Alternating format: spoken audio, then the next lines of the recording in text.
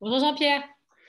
Bonjour Marion, Écoute, je suis ravie de t'accueillir aujourd'hui sur le podcast de la communauté. Merci d'être là. c'est un plaisir. Alors, du coup, Jean-Pierre, tu travailles pour Sophéon, tu es le directeur commercial régional. Et Sophéon, c'est une société qui fournit un logiciel qui s'appelle Accolade, qui permet la gestion complète de l'innovation et vous proposez aussi des services d'accompagnement, de conseil pour justement booster l'innovation et avoir une innovation plus performante. Et ça va être justement le sujet d'aujourd'hui qu'on va avoir ensemble. Tu vas nous proposer pour toi les trois pistes les plus intéressantes en fait à avoir, à mettre en place pour justement encadrer un processus d'innovation pour améliorer sa performance. Donc, comment encadrer ce processus d'innovation pour améliorer sa performance? Alors, lors de nos échanges, j'ai trouvé ça intéressant en termes de sujet, de creuser un petit peu ce qui va au-delà des premiers pas de l'innovation en termes de collecte d'idées, de génération de concepts. Parce que une des premières pépites que je vais avancer, c'est le fait que, de par notre expérience avec de grands clients et depuis maintenant 20 ans avec Sophéon, on se rend compte qu'en fait, une des clés qui aujourd'hui n'est pas assez utilisée, c'est le fait que l'innovation, c'est surtout quelque chose qui va se matérialiser au-delà d'une idée, d'un concept, avec un travail collaboratif. En fait, on se rend compte que l'entreprise fait beaucoup d'efforts pour développer la culture de l'innovation, met en place des systèmes de boîtes à idées, des systèmes d'ateliers pour justement générer des idées, avoir une communication transverse, intégrer un écosystème. La plupart de tes invités ont mis ça en avant aussi, hein, cet aspect d'écosystème et de travail collaboratif avec non seulement interne mais externe. Donc beaucoup d'efforts sont faits là-dedans et encore on voit des résultats d'innovation, des entreprises qui nous disent en fait on a beaucoup d'idées, on est plutôt bon à générer des idées, mais après on a un vrai souci, c'est qu'en fait on n'arrive pas à les matérialiser. Et ça, c'est sur quoi on travaille beaucoup avec nos clients parce qu'on a régulièrement ce genre de questions qui arrivent. Et en fait, ça m'a fait penser à un article qui était intéressant de Harvard Business Review, que j'aime bien, de Theodore Levy de 2013, qui s'appelle Creativity is not enough. Donc, en gros, comment aller au-delà de cet instant Eureka où on a une La idée qui peut être super idée. améliorée. La super idée qui dit, ah, ça, c'est Voilà. l'idée. En fait, ça ne s'est jamais passé comme ça. C'était très rare que c'est forcément un effort, hein. C'est on peut avoir du génie, mais il faut beaucoup de travail derrière pour que. Comme je dis souvent en atelier, c'est souvent des rebonds d'idées en fait. C'est lâcher l'idée pour savoir comment elle va rebondir en fait autour d'un collaboratif pour savoir si elle va émerger ou pas sur une idée encore plus pertinente ou plus innovante. Oui, et en général, dans l'équipe, il y a forcément différentes facettes de l'organisation qui sont représentées. Des personnes qui sont plus vers le marché, d'autres plus vers la technique. Et en fait, déjà, les ateliers permettent d'avoir une sorte de vision un peu commune du sujet et de la matérialiser déjà un petit peu. Et c'est souvent divergent, ça permet d'avoir un peu une vision commune. Mais souvent, après, la difficulté, c'est de pouvoir déjà sélectionner un nombre d'idées qui permettent de travailler dessus. Donc, souvent, vous avez des entreprises qui génèrent 500, 1000 idées et qui nous disent, mais derrière, on a vraiment du mal parce qu'il n'y en a que quelques-unes qu'on arrive à mettre en œuvre. Le reste, elles sont lettres mortes et en fait, elles ne se matérialisent pas, elles n'arrivent pas à dégager de valeur. Et il y a beaucoup de méthodologies, hein, comme effectivement les design thinking, trees, six hats, qui sont très très bien pour développer plein d'idées. Mais après, on se retrouve avec un tas d'idées et on a du mal à les filtrer. Donc, une des choses sur lesquelles on a besoin d'un travail collaboratif, c'est de sélectionner. Alors, les bonnes pratiques, c'est presque 5% des idées qui vont devenir des projets candidats. C'est très très bas. Donc, Oui, c'est même frustrant, hein. on fera des Euh, choix. oui. Mm. Et donc, ces 5%, comment faire pour les choisir? Comment faire pour après faire en sorte qu'on travaille de manière collaborative entre les gens du marketing, de la R&D, de la production, des finances, voire de la logistique, pour que si c'est un produit, par exemple, on travaille beaucoup dans le domaine du développement de nouveaux produits, comment pour faire que cette idée ou ce concept devienne à la fin un produit qui soit vraiment viable et qui soit lancé sur le marché. Donc, euh, ce dont on a besoin, c'est vraiment de mettre en place un processus derrière. Processus de sélection d'abord, et après un encadrement qui permette par étapes, de pouvoir aller d'un travail et de communications qui sont divergentes de la part des différents interlocuteurs sur quelque chose qui devient plus convergent, c'est-à-dire qui se formalise avec de la connaissance, avec des documents. Donc, je ne sais pas, une étude de marché, une étude de risque associée, une étude de faisabilité technique, évidemment l'analyse de brevets. Donc, plein d'éléments documentaires qui vont permettre que l'idée, quand elle devient un projet candidat, puisse progressivement prendre forme en tenant compte des aspects concrets de finance, de marché, de production du produit, etc. Et là, avoir des informations nécessaires pour faciliter en fait la sélection de l'idée, en fait, des idées, savoir si elles sont pertinentes ou pas, et s'il faut vraiment y aller par rapport au contenu qui ont été trouvés.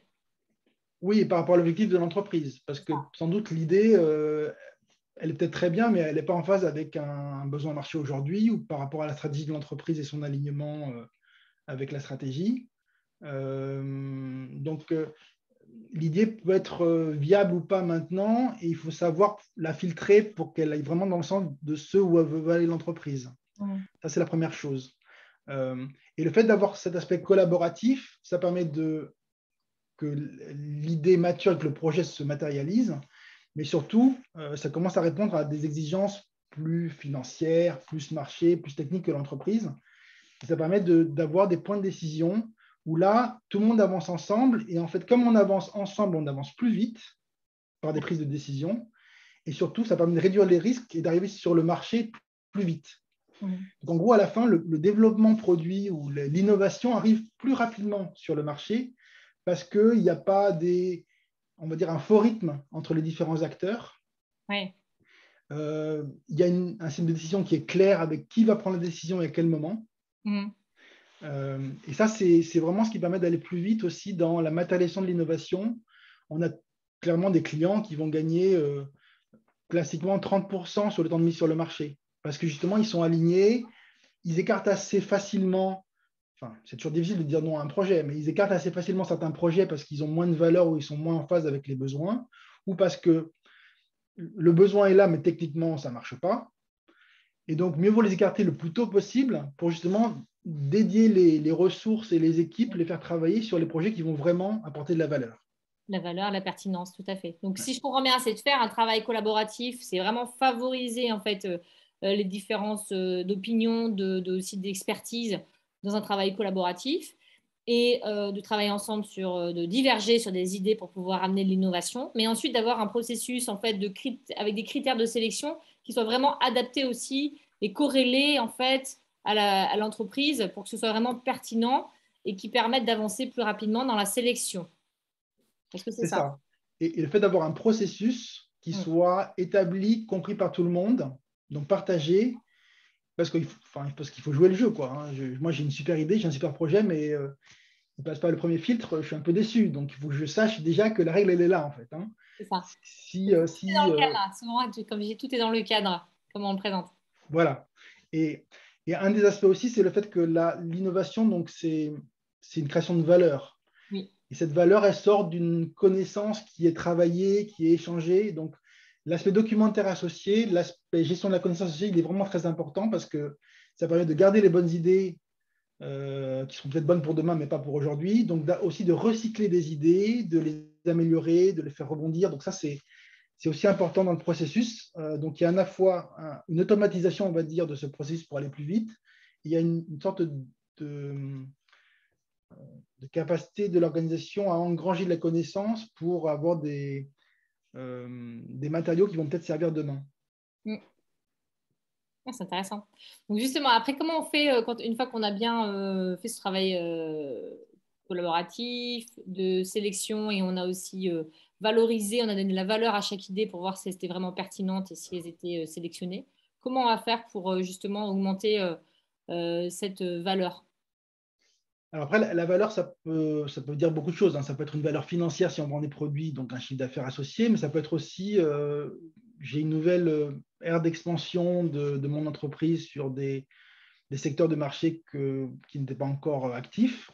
Et le fait d'avoir, donc ça peut être vraiment on va dire, un embryon de produit qui sera peut-être le produit vache à lait dans 5 à 10 ans. Donc, valeur, ça veut dire plusieurs choses. Mais effectivement, une des difficultés de l'entreprise aujourd'hui, c'est souvent en fonction de budgets qui sont contraints, de ressources qui sont limitées et souvent de pression d'aller sur le marché avant la concurrence, il faut choisir. Donc, en fait, comme tu l'as dit avant, les critères de sélection, c'est un élément important. Critères de sélection ou métriques ou facteurs clés de succès, après, on peut les appeler comme on veut, mais souvent, il faut des critères qui permettent de choisir, de pouvoir dire non à certains des projets. Une des méthodologies qui a fait ses preuves et que nous, parmi d'autres, qu'on met en place avec notre outil, avec des bonnes pratiques auxquelles on participe, c'est la méthodologie Stage and Gate ou Phase Gate parfois, qui a été créée et vulgarisée par Robert Cooper avec StageGate Inc.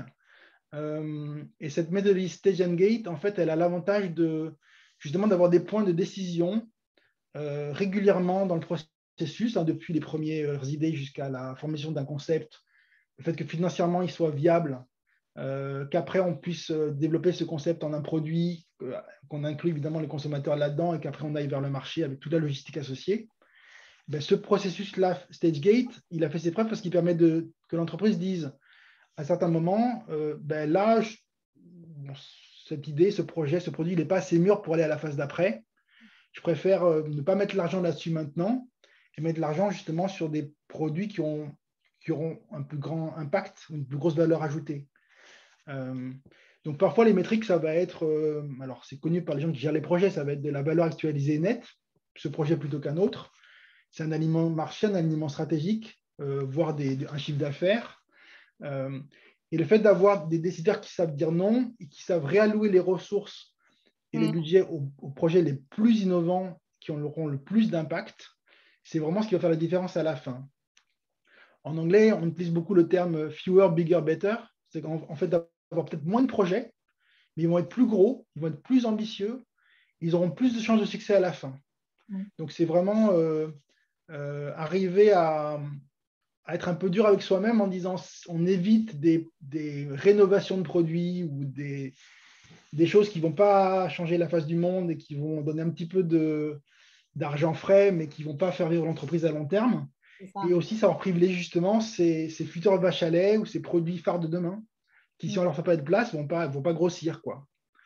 Mais c'est intéressant parce que le fewer, souvent, c'est vrai qu'on se dit moins de projets, mais c'est de l'art, enfin, c'est de l'art de faire de prioriser, je trouve. C'est vraiment tout un art de savoir mettre des priorités et bien choisir ses chevaux de course, quoi. C'est difficile parce que c'est humainement difficile de devoir bloquer des projets. Et après, c'est un art parce que l'entreprise n'a pas forcément toujours une vision stratégique très claire. Donc, c'est ça qui n'est pas évident. Donc, il faut idéalement que l'entreprise mette en place une sorte de gouvernance pour prendre ses décisions, pour que ça soit assez facile et que tout le monde joue le jeu, justement. Alors, justement, on en parlait. Qu'est-ce que tu entends par gouvernance? Juste deux, trois petits mots là-dessus. Gouvernance, c'est en gros quelles sont les règles pour l'entreprise de prise de décision. C'est qui prend quelle décision et quand, sur quelle base. Et ça, il faut que ça soit clair aussi, parce que si j'ai un chef qui me dit non, ce projet-là, ce n'est pas la peine, mais si c'est plutôt un grand chef qui me dit on a eu des réunions, on a fourni les documents, on a montré les analyses, après différentes réunions, on a dit que non, là on y va ou là on n'y va pas, ça a plus de poids comme décision que juste quelqu'un qui dit non, ton idée, elle n'est pas bonne. Ou c'est pas maintenant. Donc cette gouvernance-là, elle est aussi importante parce qu'elle permet déjà que toute l'innovation qui peut arriver d'un point de vue opérationnel, elle soit remontée et qu'elle soit alignée avec une stratégie d'entreprise. Parce que parfois, vous allez avoir des dirigeants, certaines entreprises vont avoir des dirigeants qui ne savent pas forcément ce qui se passe tout en bas et on manque des opportunités. Donc là, le fait d'avoir un processus, ça permet que des gens se mouillent à différents étages pour dire là, j'y crois et c'est là qu'il faut mettre l'accent. Oui, et c'est argumenté. Oui, c'est documenté, argumenté. Argumenté, voilà, excuse-moi, c'est ça. Documenter, argumenté. C'est pas une décision, comme tu dis, à la va-vite, mais c'est une décision qui est vraiment pleinement voilà, choisi et puis vraiment documenté, voilà, qui est C'est appuyé. ça. Donc ça, souvent, c'est un processus qui permet unitairement pour chaque développement de produit ou chaque innovation ou chaque nouveau processus, nouveau concept, même techno, de se dire à quel moment je m'arrête dans le financement de cette innovation, parce que c'est un risque associé.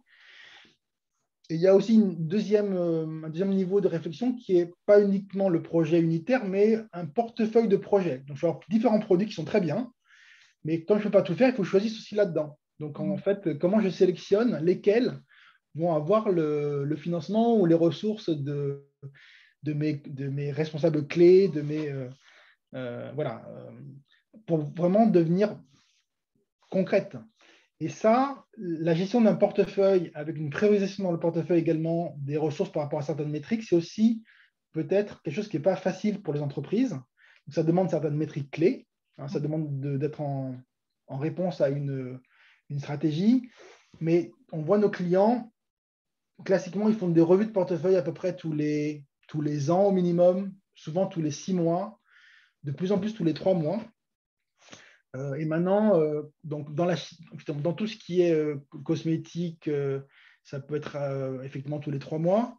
Parfois, dans le monde alimentaire, nous, on travaille beaucoup les entreprises qui ont des processus, donc la chimie, la pharma, les cosmétiques et le monde agroalimentaire. Ça peut être parfois à la maille mensuelle pour certains produits agroalimentaires qui ont un temps de développement très court, où il faut réagir au marché avec des besoins distributeurs exprimés pour de la marque blanche, par exemple. Ouais. Donc, en fait, De la marque blanche? C'est quoi la marque blanche?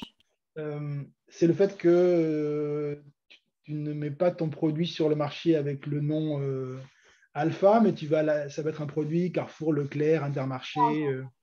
Ok, excuse-moi, je ne connaissais pas le terme. C'est une marque distributeur, on va dire. D'accord, ok.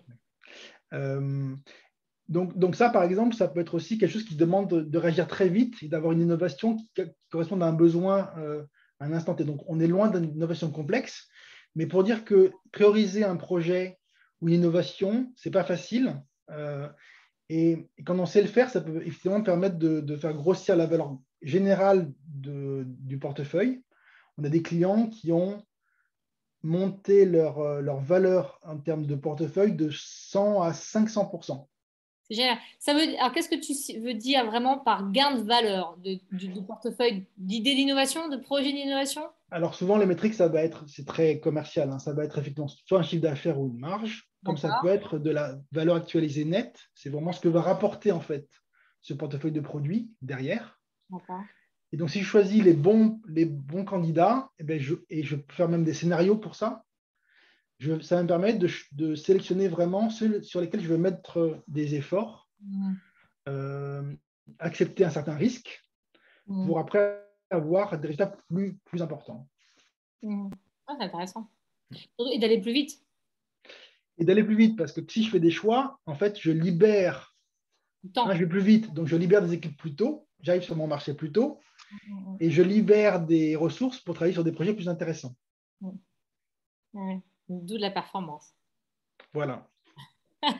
Et après, c'est quoi ta troisième pépite du coup? Alors la troisième, j'essaie de prendre un petit peu de distance avec les deux premiers sujets. Donc là, on allait d'une idée que l'idée doit se matérialiser, que la créativité, ça ne suffit pas.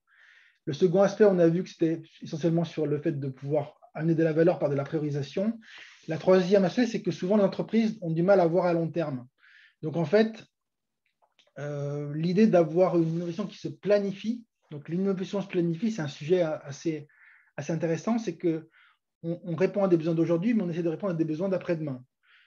Donc, on a ce qu'on appelle de la veille marché, de la veille techno, de la planification produit. Et on essaie de dire, voilà, quelles sont les tendances majeures que j'ai dans mon secteur pour dans 5, 10, 20 ans, ça dépend des entreprises.